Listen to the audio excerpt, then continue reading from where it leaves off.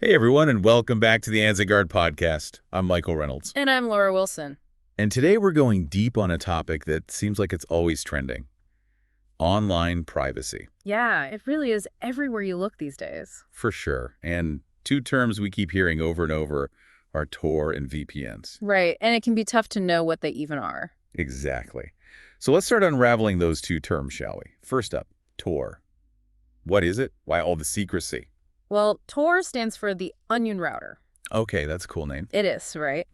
And it's free and open source software that's designed for anonymity. Anonymity. Okay. So that means it's about hiding your identity online. You got it. Think of it like this. Your internet traffic takes a winding journey through all these different servers run by volunteers. Oh, so like it's bouncing around, making it tough to track. Exactly. And each server only knows the one before it and the one after it. Not the whole route. Nope. So it's like sending a message through a chain of friends. No one person sees the whole picture. Oh, I like that analogy. That's a good one, right? Definitely. And I've also heard that Tor can give you access to the dark web. Is that true? That's right. And while the dark web definitely gets a bad rap, it's not all bad. Oh. Not at all. It can actually be really valuable for whistleblowers. Oh, right. So they can share information anonymously. Exactly. And journalists, especially those working in places where freedom of the press is restricted. I see. So it's not all, shady dealings and illegal stuff. Not at all. Like with any tool, it really comes down to how it's used, right? True enough. Okay, so that's Tor, anonymity central. But what about VPNs? Where do they fit into all this? So VPNs, or virtual private networks, are more about privacy. So instead of hiding your identity, they're hiding what you're actually doing online. Exactly. They use encryption. So basically scrambling your data so it's almost impossible to read without the key. Exactly. And that data then travels through a server run by the VPN company, usually located in a different country. So like it creates a private tunnel for your data. You got it. Nobody can peek inside. Okay, so kind of like putting on a disguise for all your online activities. I like that. No one can see what you're up to. And hey, doesn't this also mean that VPNs can help you get around those annoying geo restrictions you see on streaming services? Yeah. You know this content is not available in your region messages? Oh, yeah, for sure. Ugh, I hate those. We've all been there. So VPNs can unlock all kinds of content then. That's pretty cool. Totally. It gives you more control over your online experience. So we've got Tor for anonymity and VPNs for privacy. But what else makes them different? Well, one big difference is how they're structured. Okay, how so? VPNs are centralized, which means they're run by companies. But Tor is decentralized and relies on that whole network of volunteers we were talking about. Oh, interesting. So it's like different levels of trust involved. Yeah, exactly. With a VPN, you're basically trusting that company to handle your data responsibly. But with Tor, no single entity controls the whole network. Huh, I guess that has its own pros and cons, right? For sure.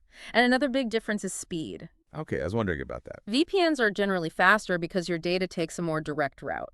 With Tor, it's bouncing all over the place. Right, all those extra steps must slow things down. It does, but that's also part of what makes it so hard to track. A trade-off then. Exactly. More speed or more anonymity, it depends what you're going for. Makes sense. And you know what else is interesting to me? VPNs encrypt all the traffic coming from your device, right? Right. But Tor just focuses on the browser. Why is that? Well, that's a key point. The VPN makes a secure connection for anything you do, online browsing, downloading, using apps, all of it. Tor, on the other hand, mainly focuses on keeping your web browsing safe inside the Tor browser. So it really all comes down to what you're trying to protect and how important speed is to you, right? Absolutely. Okay, this is all fascinating stuff. But I know our listeners want to know more about when to actually use each tool. Let's dig into those scenarios after a quick break. And we're back talking all about Tor and VPNs. I'm really curious about the best times to use each one. Yeah, let's get into that. So with Tor, it really shines when you need that extra layer of anonymity. Right, like for those journalists and whistleblowers we mentioned before. Exactly. When you're dealing with sensitive information, you need to protect your sources, or are working in an environment that's, well, a little risky, Tor can really help. Makes sense. It's like putting on a digital invisibility cloak. I love that. And VPNs, on the other hand, they're great for everyday privacy. Like if you want to browse securely, get around those pesky geo restrictions, or use public Wi-Fi safely. Oh, those geo restrictions drive me crazy. I was traveling once and couldn't access my favorite streaming service. Oh, I feel that. So frustrating. A VPN would have been a lifesaver then. Totally. They let you basically change your virtual location so you can unlock all kinds of content that might not be available where you are. So like a digital passport for the internet. Exactly. And if you're doing things that need a lot of speed, like streaming or downloading big files, a VPN is the way to go. Right, because Tor can be a little slow with all that bouncing around. Exactly. Tor is great for anonymity, but not so much for speed. It's all about picking the right tool for the job, I guess. That's it. And speaking of choosing, there's actually another option. Really? I'm intrigued. You can actually combine Tor and a VPN. Wait, what? You can use them together? Yep. It's called Tor over VPN. So first, you connect to your VPN, which sets up that secure tunnel, and then you launch the Tor browser. So basically, it's like double the protection. Exactly. It's like wearing a disguise and then hiding in a crowd. Super stealthy. Right. But it can slow things down even more, of course. Yeah, I guess that makes sense. 2 layers of processing. But if you absolutely need top-notch anonymity and security, it's worth it. Okay, so there's a lot to think about when it comes to online privacy. There is. And even though Tor and VPNs are super helpful, they're not perfect solutions, you know? Oh, what do you mean? Well, even with all the privacy tools in the world, your safety online really depends on how you browse and how secure the websites you visit are. So it's like locking your front door but leaving a window open. Exactly. You've got to be smart about all aspects of your online presence. Okay, so it's not just about the tools, but also about being informed and careful. For sure. And speaking of being careful, let's talk about choosing a VPN. There's actually a lot more to it than you might think. Ooh, good point. I'm all ears. One of the first things you should look for is a strong no logs policy. No logs. Yeah, it means the VPN provider isn't keeping track of what you're doing online. So they're not spying on you, basically. Well, and that's super important for privacy. If they're logging your data, why even use a VPN in the first place, right? Makes sense. You don't want your private activity being tracked. Exactly. You should also look for strong security features. Things like strong encryption protocols, a kill switch, and DNS leak protection. Hold on a second. I get encryption, but those other things sound pretty technical. Don't worry, I'll explain. So a kill switch is basically a safety net. If your VPN connection drops, it automatically disconnects your internet. So it stops your real IP address from being exposed. Exactly. It's like an emergency brake for your privacy. Okay, I like that. What about DNS leak protection? So DNS, or domain name system, is like a phone book for the internet. It translates those website names into IP addresses that computers understand. Okay, I kind of remember that. Well, a DNS leak happens when your internet traffic accidentally bypasses the VPN's encryption. And that reveals your real IP address. Yep. DNS leak protection stops that from happening. It makes sure all your DNS requests go through the VPN. So it keeps your online activity hidden? Exactly. It's like making sure your disguise is perfect. Gotcha. So no logs policy, encryption, kill switch, DNS leak protection, anything else? Server location and speed are also important. Server location, why does that matter? Well, if you're trying to get around those geo-blocks we talked about, you'll need to connect to a VPN server in the country where the content is available. Oh, that makes sense. So if I want to watch a show that's only in the UK, I'd need a UK server. Exactly. And then there's speed. Some VPNs are just faster than others. Because of better servers and stuff? Right. And that can make a big difference when you're streaming or downloading. So it's worth trying out a few different VPNs before you settle on one. Totally. Most of the good ones have free trials or money-back guarantees, so you can test them out. That's good to know. So finding the right VPN takes a little research, but it's worth it. Absolutely. It's like finding a good travel buddy. Someone who has your back and can keep up with you. Exactly. And that wraps up part 2 of our deep dive into Tor and VPNs. We've covered a lot of ground. The different strengths of each tool, how to combine them, and some key things to look for in a VPN. But we're not done yet.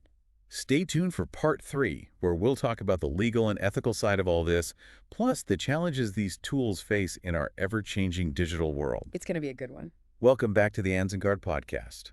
For the last part of our deep dive into Tor and VPNs. We've covered a lot of ground, from the technical side to choosing the right tool for you.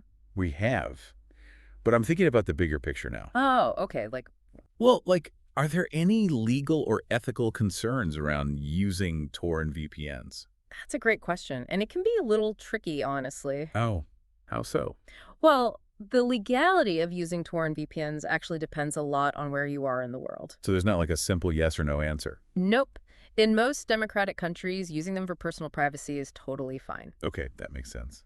Think of it like owning a car. It's legal to have a car, but if you use it to commit a crime, that's a different story. Right. It's about how you use the tool, not the tool itself. Exactly. But in some countries with more authoritarian governments, they've either banned or put strict limits on these technologies. Yeah, I can see why governments might be a little hesitant about tools that make it harder to track people. Definitely. It can make it harder to monitor online activity and control the flow of information. So the legal side is definitely complex.